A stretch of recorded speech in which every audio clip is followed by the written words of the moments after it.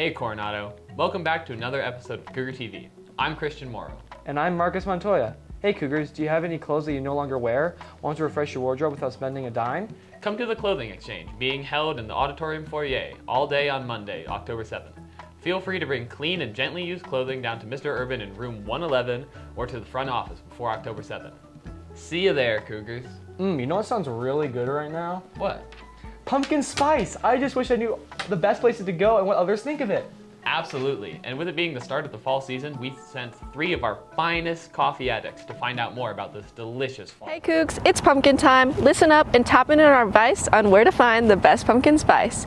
We interviewed Libby Gutowski and Mr. Gravener on the qualities of pumpkin spice and where you can find it. Oh, well, for flavors, I think of like cinnamon and nutmeg. Definitely don't think pumpkin, and like 100 grams of sugar. I liked iced drinks. I don't like hot drinks, so I would say the iced pumpkin pie from Ziggy's. Probably just the iced pumpkin latte with like cream.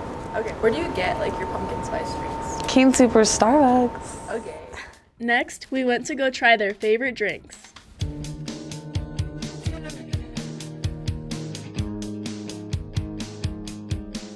First, we went to Ziggy's Coffee and tried the iced pumpkin pie latte. The price was $6.55 for a medium.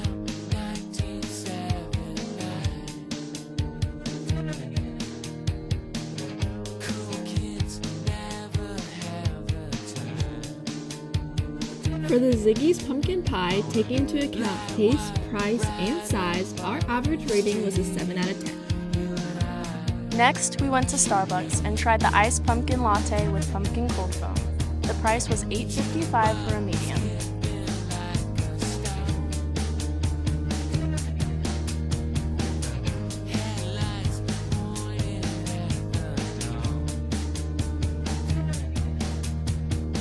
For the Starbucks pumpkin latte with cold foam, taking into account taste, price, and size, we gave this drink a 5.3 out of 10. Last, we went to Dutch Bros and tried the iced caramel pumpkin brulee. The price was $6.44 for a medium. For the Dutch Bros Pumpkin Caramel Brulee, taking into account taste, price, and size, we gave this drink a 6.4 out of 10. After trying all these amazing drinks, we've concluded that the best pumpkin drink is the Ziggy's pumpkin pie, with a rating of 7 out of 10. Thanks guys, now I know all about my favorite flavor of all time. Now, let's send it over to Layla Carlson for this week's weather. Thanks, Christian. H-O-T-T-O-G-O, you can take me hard to go. Luckily you can, with highs in the mid-80s this week. It's still pretty toasty outside. Starting on Monday, we got a high of 84, Tuesday a high of 76, Wednesday a high of 86, Thursday a high of 77, Friday also a high of 77, Saturday a high of 80, and Sunday a high of 76, with lows in the late 40s and early 50s across the board. Back to you, Marcus. Thanks Layla. Switching gears now, fall sports are past the halfway mark. In fact, a few sports are nearing the end of their seasons already. Let's send it over to Jessica Lastwell to find out more about one of these sports specifically. 4! Thanks, Christian. If you haven't seen the golf boys in class for a while, it's because they've been hitting the links hard, including 3 tournaments in a row at one point. We headed out to the greens to find out more about how their season is finishing up. We looked at the pairings for this next weekend in Montrose, and we actually have a chance of qualifying as a team for all 4 players. If we finish second in the tournament in Montrose, we get to take all 4 players to state.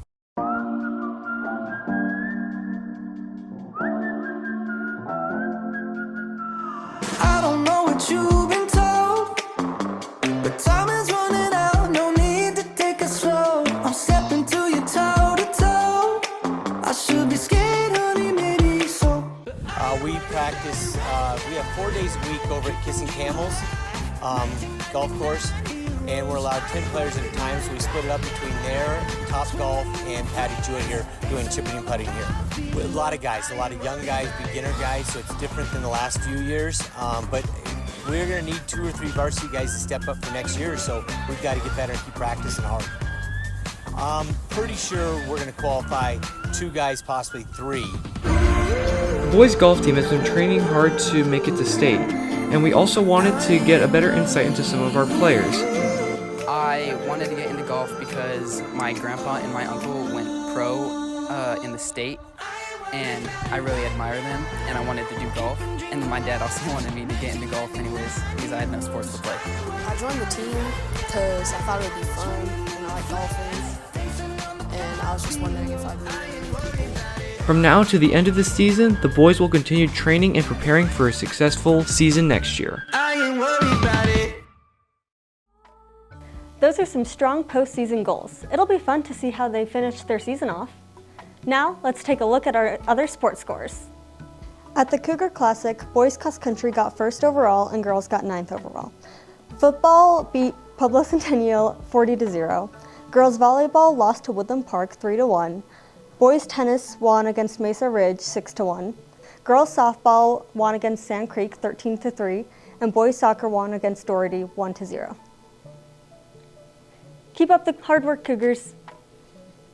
Thanks, Jessica. Hey, Marcus, did you know that there are an estimated 50 million victims of human trafficking around the world today? Whoa, that's awful. That number is huge. Well, one of our very own classmates is on a mission to bring awareness to this issue. We talked to Alea Hoskins and her dad, Andrew Hoskins, about their fundraiser for this cause.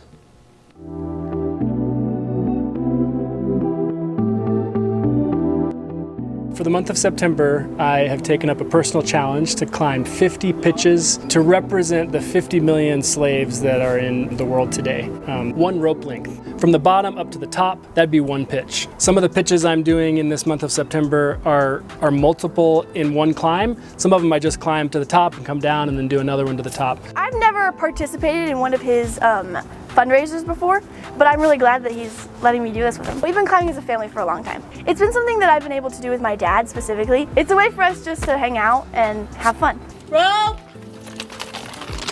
So you probably know my daughter is Alea. She's a senior this year at Coronado, and climbing takes 2 people. You have to have one person to belay, and that means to hold the other end of the rope. So it's a fun way for me and Alea to get outside and enjoy something that we love doing. I think it's really cool how he's able to do something he's passionate about for his work. Like, it's not just a job for him, it's something he really cares about. I work for the Exodus Roads. We're raising money to fight human trafficking, and I've chosen to use rock climbing to do that.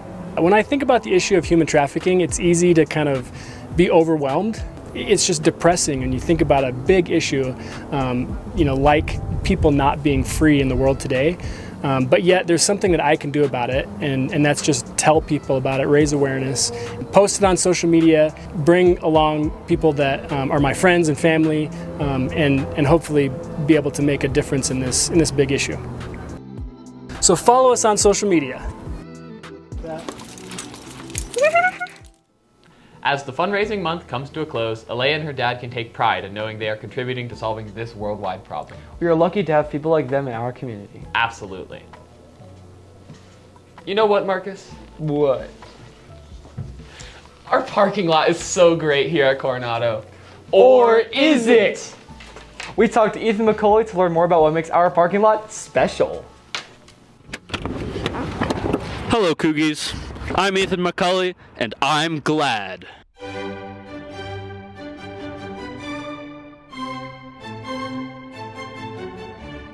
This morning, I was making my way into the Coronado parking lot, and I realized that there was barely any traffic. I think that's because we have some of the best drivers in the entire state of Colorado, because there's never traffic and everyone drives like they're supposed to. Our driving here in the parking lot is so good, I don't even think we need these arrows to show people where they need to go, because we already know where to go. Not only do our drivers drive in the right way, they also follow the speed limit of 10 miles per hour.